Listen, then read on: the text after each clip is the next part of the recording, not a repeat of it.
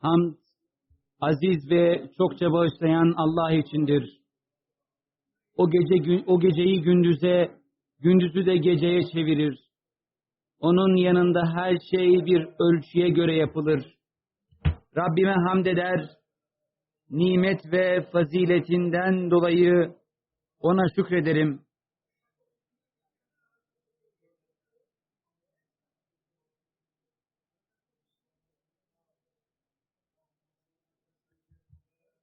Şehadet ederim ki Allah'tan başka hak ilah yoktur. O tektir ve onun ortağı da yoktur. O her şeyi hükmü altına alandır. Ve yine şehadet ederim ki güzide ve seçilmiş olan Peygamber Efendimiz Muhammed sallallahu aleyhi ve sellem Allah'ın kulu ve Resulüdür. Allah'ın kulun ve Resulün olan Muhammed sallallahu aleyhi ve sellemi mübarek eyle. Ona, ailesine, seçkin ve güzide ashabına salat ve selam eyle. Allah'tan gereği gibi sakının ve ona itaat edin. Çünkü mümin için en doğru olan yol ve en yüce olan ibadet Allah'a teslimiyet göstermesi ve ona itaat etmesidir. Ahiretiniz için de azık hazırlayın ve bilin ki azıkların en hayırlısı Allah'a karşı takvalı olmaktır. Ey Allah'ın kulları! Kısacık dünya hayatını, onun hakir şaşasını ve sürekli değişen hallerini gözünüzün önüne getirin ve iyice düşünün. Zira o zaman dünyanın değersizliğini ve sırrını anlayacaksınız. Dünyaya bel bağlayan aldanmıştır. Sırtını ona dayayan düşüp darmadağın olmaya mahkumdur. İnsanın ömrü de tıpkı dünyanın ömrü gibi kısa ve geçicidir. Asırlara nazaran beşerin ömrü bir lahzadan ibarettir. İnsan ömrü saatlerle başlar. Saatleri günler, günleri aylar, ayları yıllar kovalar. Derken insanın ömrü tükenir. İnsan ölümden sonra kendini nedenli büyük olayların beklediğinin farkında değildir. Ey insan! Unutma ki senden sonra yaşayacakların ömrü senin ömrün değildir. İnsan ömrü nesiller içerisinde bir an mesabesindedir. Dünya hayatı bir metadır. Yani insan onunla kısa bir süre oyalanır, tadına bakar, ardından sona erer. Bundan dolayı Yüce Allah şöyle buyurur: Ey kavmim! Şüphesiz bu dünya hayatı ancak geçici bir yararlanmadır. Ahiret ise ebedi kalınacak yerdir. Başka bir ayette şöyle buyurur: Onlara dünya hayatının örneğini ver. Dünya hayatı gökten indirdiğimiz yağmur gibidir ki onun sebebiyle yeryüzünün bitkileri boy verip birbirine karışırlar. Fakat bütün bu canlılık sonunda rüzgarın savurduğu kuru bir çerçöpe döner. Allah her şey üzerinde kudret sahibidir. Diğer bir ayette ise Yüce Rab şöyle buyurur: Ey Muhammed! Ne dersin? Biz onları yıllarca dünya nimetlerinden yararlandırsak, sonra da kendilerine tehdit edildikleri şey gelse, halleri nice olurdu. Dünyada yararlandıkları şeyler onlara fayda sağlamazdı.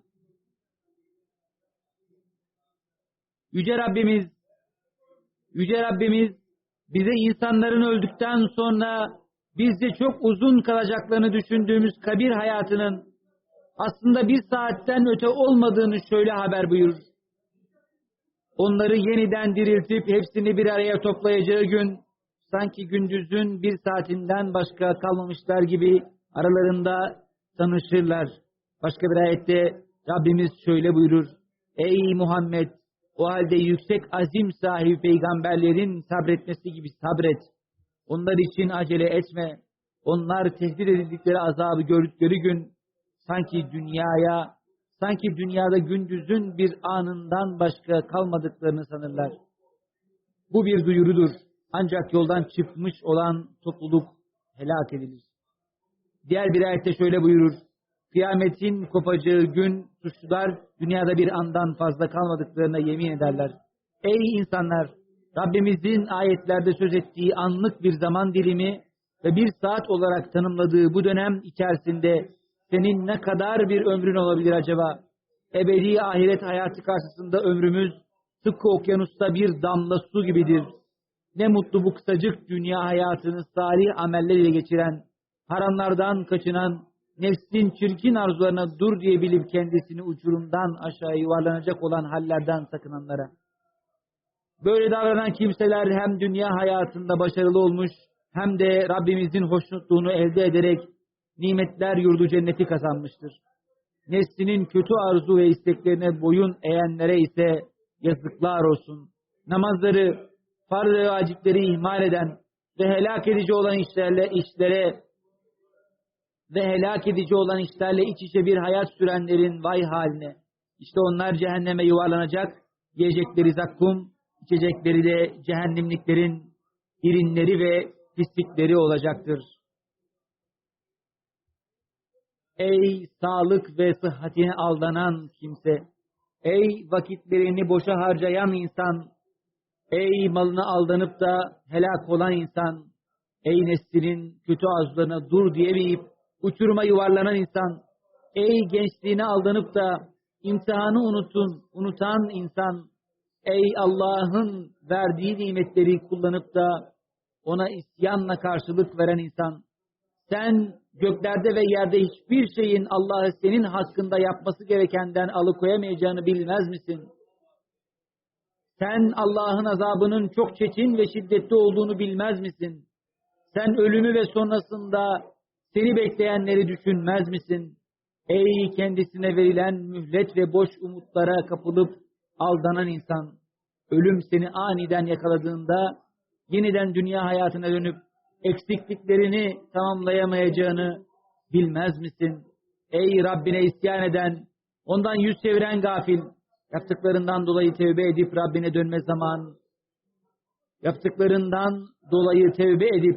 dönme zamanın hala gelmedi mi? Bu gaflet uykusundan uyanıp Rabbine koşma vaktin gelmedi mi? Geçmiş asırlardan, terk edilmiş diyarlardan hiç ibret almadın mı? Bağlar, bahçeler yetiştiren, saraylar yaptırıp nehirler akıtanlar nerede? O görkemli hayattan sonra kabirlere nasıl taşındıklarını görmedin mi? Unutma, kazanacak olanlar ancak iyilik sahibi olanlardır. Kötü işlerin sahipleri ise kaybedenlerin ve pişman olanların ta kendileridir. Ölüm vakti gelip çattığı halde ölmemeyi beceren oldu mu? Kur'an'dan başka doğru yola ileten bir kılavuz var mı? Şüphe yok ki salih amel ile geçirdiğin her gün ve her yıl senin lehinedir. Başıboş geçirdiğin her gün ve her yıl da senin aleyhinedir. Unutma, geçen hiçbir günü tekrar getiremezsin. O halde içinde olduğun anı değerlendir ve bil ki bunların hepsinde senin için ibretler vardır. Yüce Allah bununla ilgili olarak şöyle buyurur: İnsan için ancak çalıştığı vardır. Şüphesiz onun çalışması ileride görülecektir. Sonra çalışmasının karşılığı kendisine taslaman verilecektir. Şüphesiz en son varış Rabbinedir. Ey Müslüman! O halde nimetleri eksilmeyen, aksine sürekli ve ebedi olan, yaşlılığın ve hastalığın olmadığı ahiret hayatı için çalış, boş ve geçici olan dünya hayatına aldanma. Yüce Allah şöyle buyurur: Oraya esenlikle girin, işte bu ebedilik günüdür. Orada kendileri için diledikleri her şey vardır. Katımızda daha fazlası da vardır. Başka bir ayette şöyle buyurur: Onlar için altın tepsiler ve kadehler dolaştırılır. Canlarının istediği ve gözlerinin hoşlandığı her şey oradadır. Siz orada ebedi olarak kalacaksınız. İşte bu yapmakta olduklarınıza karşılık size miras verilen cennettir. Orada sizin için bol bol meyve var. Onlardan yersiniz. Allah Teala'nın emrini yerine getirerek onun gazabından sakınanlar, cehennem ateşinden kendinizi koruyun. Zira Yüce Allah şöyle buyurur: İşte iki hasım taraf ki Rableri hakkında tartışmaya girmişlerdir. Bunlardan inkar edenler için ateşten giysiler biçilmiştir. Başlarının üstünden de kaynar su dökülür. Onunla karınlarının içindekiler ve derileri eritilir. Onlar için bir de demirden topuzlar vardır. Her ne zaman cehennemden, o ızdıraptan çıkmak isteseler, oraya geri döndürülürler ve onlara tadın yangın azabını denilir. Ey Allah'ın kulları! Bu nimetler yurdu olan cenneti kazanmak için çokça çabalayın. Sahibini cehennem çukurlarına sürükleyen günah bataklığından korunun Ve bilin ki kişi ile cennet veya cehennem arasında sadece ölüm vardır. Ebu Hureyre radıyallahu anh'ın rivayetine göre Resulullah sallallahu aleyhi ve sellem şöyle buyurur. 7 şey gelmeden önce salih ameller işlemekte acele ediniz. Yoksa gerçekten siz ibadeti, haram ve helal hudutlarını unutturan fakirlik, azdıran zenginlik, her şeyi bozup perişan eden hastalık, aklı, idraki zaafa uğratan ve saçma sapan konuşturan ihtiyarlık, ansızın geliveren ölüm, gelmesi beklenen şeylerin en şerlisi Deccal ve kıyametten başka bir şey mi beklediğinizi sanıyorsunuz? Kıyamet ise belası en müthiş ve en acı olandır. Başka bir hadiste şöyle buyurulur. Zevkleri ve ağız tadını bozan ölümü çokça hatırlayınız. Çünkü o nice şeylerde zikredilmiş, onu azaltmış ve nice çok olan şeylerde hatırlanmış ve onları da azaltmıştır. Resulullah sallallahu aleyhi ve sellem bir hadisinde şöyle buyurur. Kişiye öğüt ve nasihat olarak ölüm yeter de artar. Ey Müslüman! Gücün yettiği kadarıyla günlerini iyiliklerle geçir ve kötülüklerden de sakın ki öte tarafta kitabın sağından verilsin size. Zira Yüce Allah şöyle buyurur. Kendiniz için geleceğe hazırlık olarak güzel davranışlar takdim edin. Allah karşı gelmekten sakının ve herhalde onun huzuruna varacağınızı bilin. Ey Muhammed müminleri müjdele. Başka bir ayette namazı dosdoğru kılın, zekatı verin. Kendiniz için her ne iyilik istemiş olursanız Allah katında onu bulursunuz. Şüphesiz Allah bütün yaptıklarınızı görür buyurulur. Rabbim beni ve sizleri yüce Kur'an ile mübarek eylesin. İçinde ardı sıra gelen ayetlerle ve hikmetli sözlerle bizlere faydalar versin. Bu sözümü söyler kendim, sizler ve tüm Müslümanlar için Allah'tan bağışlanma dilerim. Siz de ondan bağışlanma dileyin çünkü o çok affeden, çok bağışlayandır.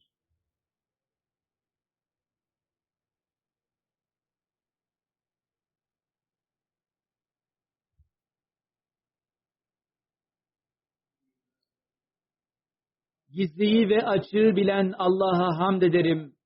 O her insanın ne yaptığını en ince detaylarına kadar bilendir. İyiliklere bol mükafat veren, kötülüklere ceza veren O'dur. Rabbime hamd eder ve O'na şükrederim. O'na tövbe eder ve yine O'ndan bağışlanma dilerim. Şehadet ederim ki Allah'tan başka hak ilah yoktur. O tektir ve O'nun ortağı da yoktur. En güzel isim ve sıfatlar O'nundur. Ve yine şehadet ederim ki Peygamber Efendimiz Muhammed sallallahu aleyhi ve sellem Allah'ın seçkin ve güzide kulu ve Resulüdür. Allah'ım kulun ve Resulün olan Muhammed sallallahu aleyhi ve sellem mübarek eyle. Ona, ailesine ve seçkin ashabına selat ve selam eyle. Allah'tan gereği gibi sakının ey müminler ve ona itaat edin. İslam'ın sarsılmaz sağlam kulpuna sımsıkı sarılın. Ey Allah'ın kulları! Muhakkak ki Allah sizin için iyilikleri emrederek ve kötülüklerden de sakındırarak hayır kapılarını açmıştır. O halde sizden biri günah bataklığına dalarak öz eliyle bu rahmet kapısını kendi yüzüne kapatmasın. Zira Yüce Allah şöyle buyurur. Rahmetim her şeyi kapsar. Onu korunanlara, zekatı verenlere ve iman edenlere yazacağım. Ey Allah'ın kulu! Sağlık ve afiyetteyken zamanın kıymetini bil. Çünkü İbn Abbas radıyallahu anhuma'nın rivayet ettiği hadiste Resulullah sallallahu aleyhi ve sellem şöyle buyurur. İki nimet vardır ki insanların çoğu bundan gafildir. Sağlık ve boş zaman. Abdullah İbni Ömer radıyallahu anhuma'nın rivayet ettiği hadiste ise şöyle buyurulur. Dünyada bir yerden bir yere yolculuk yapan garip bir yolcu gibi ol. Muhakkak ki Allah Teala şöyle buyurur.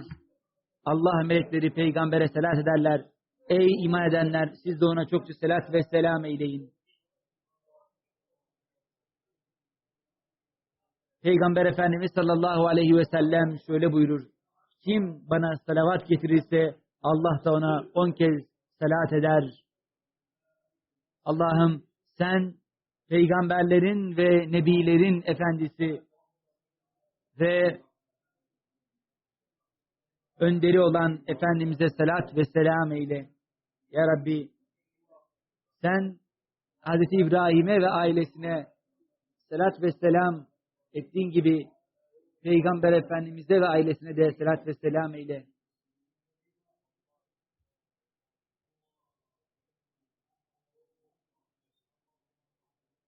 Ya Rabbi sen Hülefai Raşid'den, 4 halifeden razı ol. Ebu Bekir'den, Ömer'den, Osman'dan ve Ali'den ve diğer tüm sahabilerden, tabiinden ve onlara din gününe kadar hayırla, iyilikle tabi olanlardan razı ol. Ya Rabbi bizleri de onlara ilhak eyle. Ya Rabbi, Ya Rabbi daha sonrasında asla gazap etmeyeceğin şekilde bizlerden razı ol. Ya Rabbi kötülüklerden, fuhşiyattan sana sığınırız. Sen bizi koru.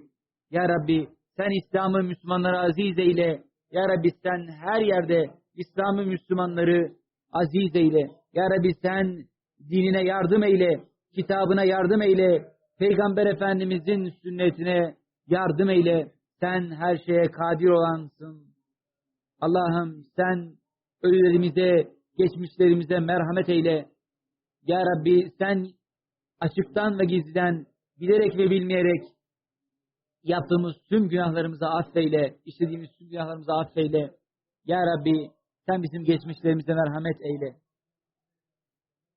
Ya Rabbi sen bize Peygamber Efendimiz sallallahu aleyhi ve sellemin sünnetine uymayı nasip eyle. Ya Rabbi, Ya Rabbi Peygamber Efendimizin yolundan gitmeyi ve onun sünnetine uymayı bizlere nasip ve müyesser kıl. Ya Rabbi sen dinini zahir eyle. Sen dinini üstün kıl ya Rabbi. Ya Rabbi sen dinini her şeye üstün kıl. Sen aziz olansın, galip olansın. Ya Rabbi sen bize dünyada iyilikler ver, ahirette de iyilikler ver ve bizi cehennem azabından koru. Ya Rabbi sen sihirbazlık yapanların sihirlerini iptal eyle ya Rabbi. Sen onların sihirlerini, onların kötülüklerini geri çevir ve zahir eyle. Ya Rabbi sen Müslümanları sihirbazların kötülüklerinden ve sihirlerinden hıfz-ı muhafaza eyle. Ya Rabbi şüphesiz iyilikleri nasip eden yalnız sensin. Kötülüklerden de koruyan yalnız sensin. Ya Rabbi sen bizi koru. Ya Rabbi cenneti ve ona yaklaştıran amelleri bizlere nasip eyle. Ve bizi cehennem azabından koru. Ya Rabbi sen bizi ve nesillerimizi iblisten ve onun ordularından ve onun yardımcılarından koru, hıfz-ı muhafaza eyle.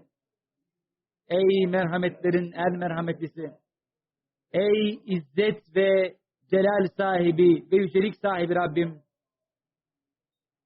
Ya Rabbi sen bizim sonumuzu hayır eyle.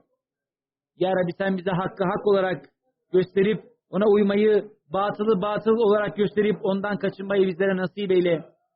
Ey merhametlerin en merhametlisi. Allah'ım sen bizim beldemizi tüm kötülüklerden ve şerlerden koru. Ya Rabbi sen beldemizi hıfz-ı muhafaza eyle. Ya Rabbi sen askerlerimizi koru ya Rabbi. Ya Rabbi sen Hadimül Harameyn-i Şerifeyni yöneticimizi hayırlarda muvaffak kıl ve ya Rabbi senin razı olduğun işlere onu yönelt ve o işlerde onu muvaffak kıl. Ya Rabbi sen bizim günahlarımızı affeyle ve aramızdaki kırgınlıkları sona erdir. Ya Rabbi sen yöneticimizi hayırlarda muvaffak kıl. Sevdiğin işlerde onlara yardım ve başarı nasip et. Ya Rabbi kader ve kazanın kötüsünden ve afetlerden, Hastalıklardan bizleri koru ve muhafaza ile. Ey müminler! Şüphesiz Allah adaleti, iyilik yapmayı, yakınlara yardım etmeyi emreder. Hayasızlığı, fenalık ve azgınları yasaklar. O düşünüp tasınız diye size öğüt veriyor. Allah'a çokça anın ki o da sizi ansın. Ona çokça şükredin ki size olan nimetlerini artırsın. Şüphesiz